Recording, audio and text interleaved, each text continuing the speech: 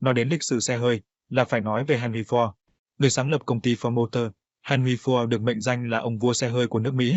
Ông không chỉ cách mạng ngành công nghiệp sản xuất ô tô ở Hoa Kỳ và châu Âu, mà còn có nhiều ảnh hưởng tới kinh tế và xã hội thế kỷ 20. Sự phối hợp giữa sản xuất hàng loạt, tiền lương cao và giá thành sản phẩm thấp cho người tiêu dùng mà ông áp dụng đã được gọi là chủ nghĩa Ford. Trong lịch sử, không có nhiều công ty có ảnh hưởng đến nền văn minh nhân loại lớn như công ty ô tô Ford. Chính kỹ sư cơ khí Henry Ford đã dẫn dắt một nhóm nhân tài sáng lập ra doanh nghiệp sản xuất ô tô với phương thức và quy mô sản xuất lớn, được cả thế giới công nghiệp vào thời kỳ hiện đại. Henry Ford là người sáng lập công ty Ford Motor. Ông là một trong những người đầu tiên áp dụng sản xuất kiểu dây chuyền lắp ráp trong sản xuất ô tô. Ông hoàng xe hơi nước Mỹ này có một câu chuyện thành công như cổ tích.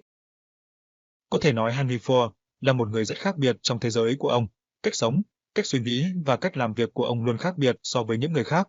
Là một nhân vật nổi bật của thế kỷ 20, Henry Ford phối hợp hai nét tính cách chính, thường thấy ở một người cực kỳ thành công, một tầm nhìn độc đáo, có ảnh hưởng sâu rộng và tiềm năng thay đổi thế giới qua chiếc xe 4 bánh chạy bằng xăng, tiếp đến là việc quan tâm tới từng chi tiết, đến mức ám ảnh, khiến người khác cũng phải phát điên lên, thể hiện qua niềm đam mê chế tạo một sản phẩm, vươn tới sự hoàn hảo.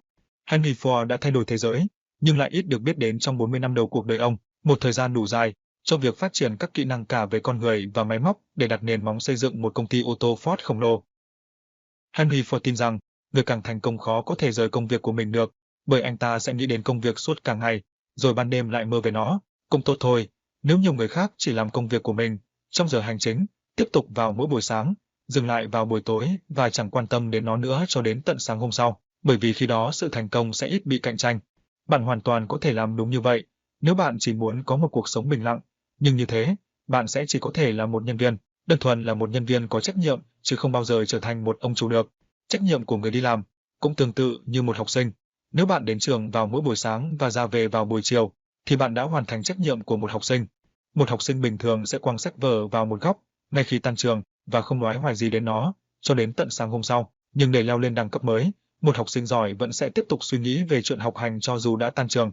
Vì vậy, nếu muốn là công nhân thì bạn không nên tiếp tục suy nghĩ về công việc của mình khi đã hết giờ làm việc. Nhưng nếu bạn muốn tiến xa hơn và có nhiều dự định thì tiếng chuông báo hết giờ làm việc mới chỉ là báo hiệu đã đến lúc bạn phải nghĩ lại về công việc mình đã làm trong ngày hôm đó để tìm ra cách thức làm việc hiệu quả hơn.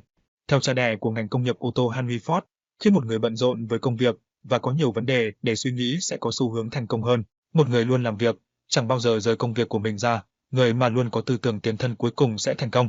Trong vậy lý, một động cơ 10 mã lực sẽ không thể có sức kéo bằng động cơ 20 mã lực. Tương tự, một người chỉ làm việc giờ hành chính sẽ có quyền hành hạn chế. Nếu bạn làm tốt công việc mình được giao thì đó mới chỉ là hoàn thành trách nhiệm. Do vậy, để vươn lên trở thành ông chủ, bạn cần làm cho mình bận rộn. Henry Ford đã từng có câu nói nổi tiếng, khi mọi thứ dường như đang chống lại bạn, hãy nhớ rằng, máy bay cất cánh ngược chiều gió, chứ không phải thuận chiều. Khi bạn đã có tầm nhìn của riêng mình, bạn phải can đảm đi theo kiến thức và tầm nhìn của mình. Vào năm 33 tuổi, khi đang làm việc tại một công ty chế tạo máy, thì chàng trai trẻ Ford nhận được một lời đề nghị hấp dẫn. Theo đó, Ford đã được ông chủ của mình đề cử lên một vị trí cao hơn, với điều kiện phải từ bỏ niềm đam mê cá nhân của mình. Điều này khiến Ford phải đứng trước sự lựa chọn, cơ hội thăng tiến đang rộng mở hay niềm say mê ô tô của mình. Cuối cùng, Ford đã chọn ô tô và thôi việc. Nhưng thực ra tôi chẳng có sự lựa chọn nào hết, bởi tôi biết rằng chính ô tô sẽ mang lại thành công cho tôi. Ford nói, không có gì đảm bảo suy nghĩ ấy sẽ đúng, và rất nhiều người không nghĩ ông sẽ thành công, bao gồm cả người cha của Ford. Nhưng ông sẵn sàng đặt cược vào niềm đam mê và tầm nhìn của mình, chỉ để có một cơ hội thay đổi thế giới. Và như chúng ta thấy, Henry Ford đã làm được. Nếu như Henry Ford đã từ bỏ giấc mơ và đi theo sự cám dỗ của cuộc sống, thì có lẽ giờ đây, chúng ta sẽ không được nhìn thấy những chiếc xe Ford chạy trên đường phố mỗi ngày rồi. Thứ hai, khi bạn là người làm chủ công việc của mình, thì bạn không được để ai khác quyết định công việc kinh doanh ngoài bản thân mình. Vào năm 40 tuổi, Ford lập ra công ty Ford Motor Company. Công ty huy động được số vốn là 100.000 đô la Mỹ và Ford sở hữu 1/4 cổ phần của công ty. Trong năm đầu tiên, công ty đã sản xuất hơn 1.700 chiếc xe và có tiếng tốt nhờ tính đáng tin cậy.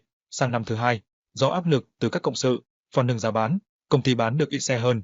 Ông nhận ra cần phải có quyền sở hữu để toàn quyền kiểm soát công việc kinh doanh và ông dùng toàn bộ thu nhập có được từ bán hàng để tăng cổ phần của mình lên 50% và sau đó lên 100%. Từ đó về sau, chính thành công của công ty đã minh chứng sự đúng đắn của việc không để người khác thay mình ra các quyết định kinh doanh của mình. Thứ ba, bán nhiều sản phẩm với giá thấp hơn, tốt hơn bán số lượng ít với giá cao.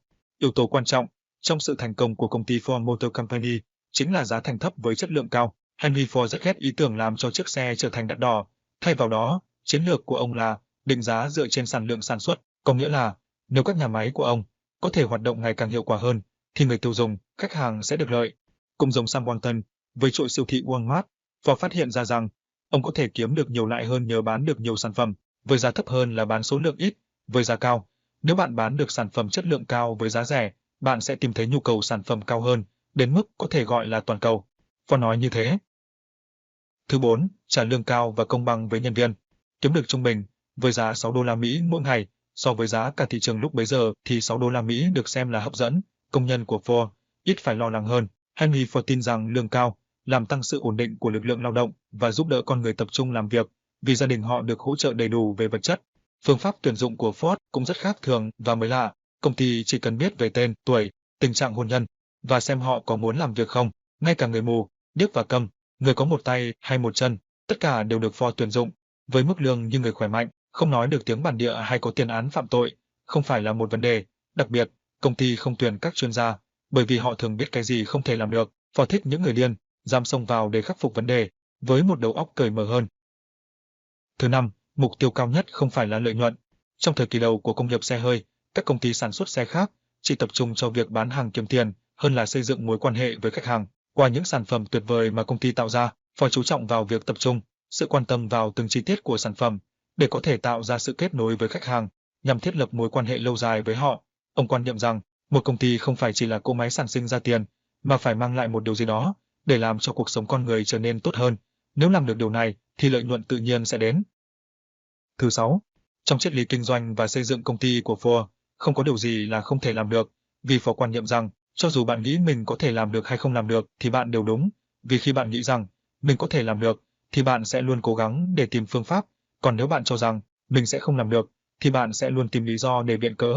Ford luôn nói rằng nếu anh coi trọng đồng tiền hơn sản phẩm của mình thì nó sẽ tiêu diệt sản phẩm của anh và phá hủy nền tảng các dịch vụ.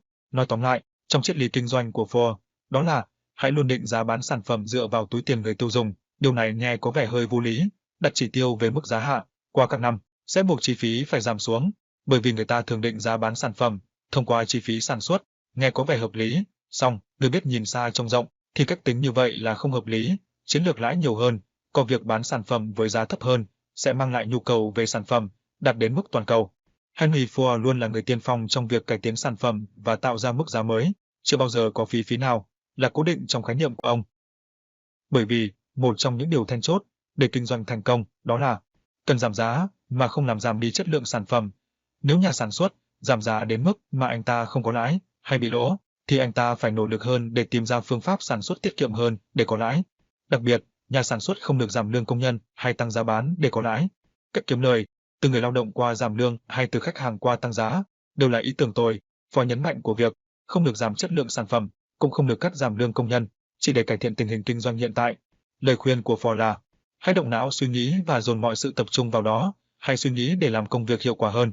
Còn như vậy, thì từ khách hàng cho đến nhà sản xuất đều có thể được hưởng lợi. Kết lại, Henry Ford là một trong những người giàu có và có sức ảnh hưởng nhất thế giới. Ở thế kỷ 20, những kinh nghiệm, kiến thức và thành quả mà ông đã để lại cho thế giới là cực kỳ đồ sộ. Và thông qua bài viết này, Mẹo Cuộc Sống cũng đã đúc kết được chút ít kiến thức về Henry Ford để mang đến cho mọi người cùng chiêm nghiệm. Và bây giờ, xin chào và hẹn gặp lại. Nếu thấy video bổ ích thì đừng quên like và đăng ký kênh để nhận thêm những video bổ ích mới hơn.